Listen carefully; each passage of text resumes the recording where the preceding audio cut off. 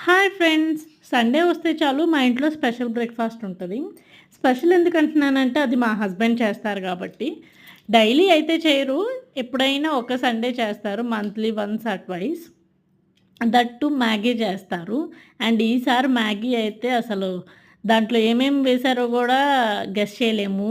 అంతలా వేశారు. దీంట్లో మెయిన్ ఇంగ్రీడియెంట్ వచ్చి రస్క్ వేశారు.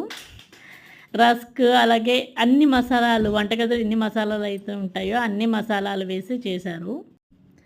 లాస్ట్ సండే అయితే ఘీ మ్యాగీ అని చెప్పేసి మొత్తం నెయ్యితో మ్యాగీ చేసేశారు.